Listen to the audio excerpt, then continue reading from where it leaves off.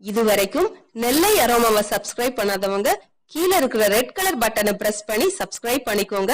அப்படியே அது பக்கத்துல இருக்க பெல் ஐகானையும் கிளிக் பண்ணிக்கோங்க. நான் எப்ப வீடியோ போட்டாலும் உடனுக்குடனே உங்களுக்கு வந்து சேரும். Welcome to Nellai aroma. இன்னைக்கு நம்ம நெல்லை அரோமால பார்க்க போறது குழந்தைங்களுக்கு ரொம்ப பிடிச்ச பனானா பேன் கேக். எங்க வீட்டுல இன்னைக்கு பனானா கொஞ்சம் அதிகமா இருந்துச்சு. இந்த பனானா வந்து இப்படி கருத்து போனா நல்லா கனிஞ்சு போனா என் பிள்ளைகள் சாப்பிடாது. நம்ம தான் டம்ப் பண்ண வேண்டியிருக்கோம். அதனால சரி இது பனானா வச்சு என்ன பண்ணலாம்னு யோசித்தேன். ஏற்கனவே நான் பனானா கேக் வந்து அப்லோட் பண்ணியிருக்கேன், நீங்க பார்த்துருப்பீங்கன்னு நினைக்கிறேன். சரி, அதனால இன்னைக்கு குழந்தைங்களுக்கு பிடிச்ச பனானா பேன் கேக் எப்படி செய்யலான்னு பார்க்கலாம். இந்த பேன் கேக் வந்து காலையில பிரேக்ஃபாஸ்டாகவும் எடுத்துக்கலாம், அப்படி இல்லைன்னா ஸ்நாக்ஸாகவும் குழந்தைங்களுக்கு கொடுக்கலாம். இது கண்டிப்பாக அந்த குழந்தைங்களுக்கு ரொம்ப பிடிக்கும். இது வச்சு பணியாரம் கூட பண்ணலாம். ஆனால் இன்னைக்கு வந்து நம்ம பனானா பேன் கேக் எப்படி செய்யலான்னு பார்க்கலாம். அதுக்கு தேவையான பொருட்கள்: 1.5 கப் மைதா, ஆல் பர்பஸ் ஃப்ளார். மைதா இல்லைன்னா நீங்கள் கோதுமை மாவும் எடுத்துக்கலாம், ஆனால் வந்து கொஞ்சம் டேஸ்ட் வந்து டிஃபர் ஆகும். 2 முட்டை, 1/2 கப் சீனி, 1/2 கப் பால், வெனிலா எசன்ஸ், அப்புறமா 2 கனிஞ்ச வாழைப்பழம், 1 டீஸ்பூன் பேக்கிங் பவுடர், 1/4 டீஸ்பூன் உப்பு. இப்போ எப்படி செய்யலான்னு பார்க்கலாம். ஒரு மிக்சி ஜார் எடுத்துக்கோங்க, பெரிய ஜாரை எடுத்துக்கோங்க. அதுல இந்த 2 பனானாவையும் உள்ள போட்டுடலாம்.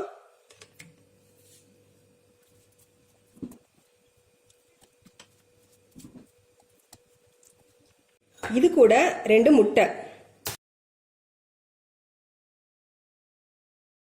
இந்த 1/2 கப் சீனி, vanilla essence.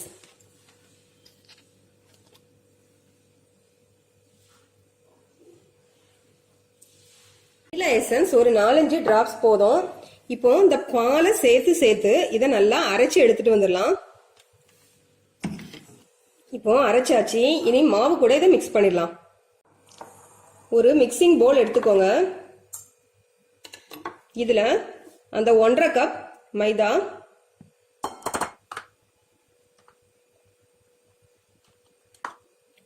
1 teaspoon baking powder, 1/4 teaspoon உப்பு இதை போட்டு முதல்ல மிக்ஸ் பண்ணிக்கலாம் நல்லா.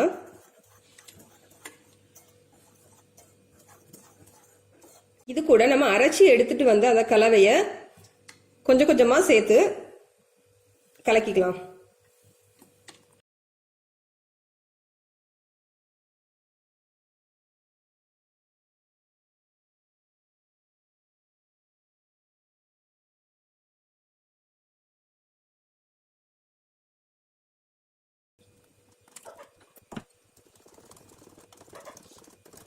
இப்போ நம்ம பேன் கேக் பேட்டர் ரெடி ஆயிடுச்சு.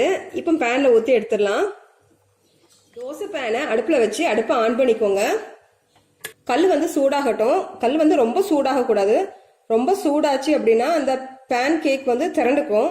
அதனால ஒரு மீடியமான சூட்டில் இருக்கட்டும். கல் கொஞ்சம் சூடானதும் இது மேலே கொஞ்சம் நெய் தடவிக்கலாம், எண்ணெய் கூட தடவலாம். இப்போ அந்த பேன் கேக் பேட்டரை எடுத்து ஊற்றிடலாம்.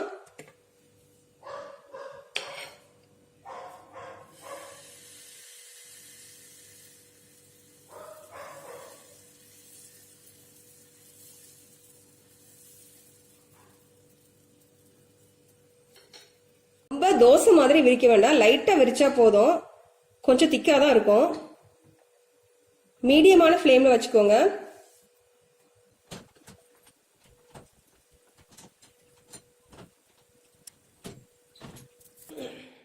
இப்போ ஒரு 30-40 செகண்ட் வந்திருக்கும். நம்ம இதை திருப்பி போட்டுடலாம். இதுக்கு மேல விட்டா அடியில கரிஞ்சிரும்.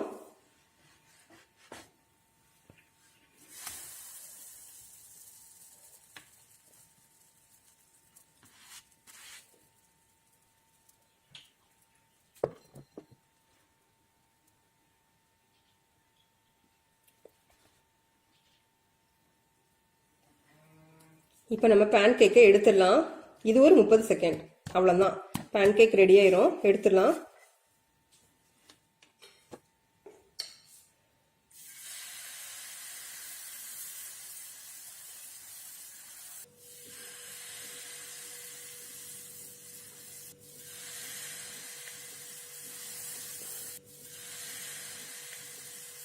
இந்த பேன் கேக்ஸ் எல்லாம் சூப்பரா ரெடி ஆயிடுச்சு. இப்படியே இதுக்கு மேல கொஞ்சமா ஹனி விட்டுக்கலாம்.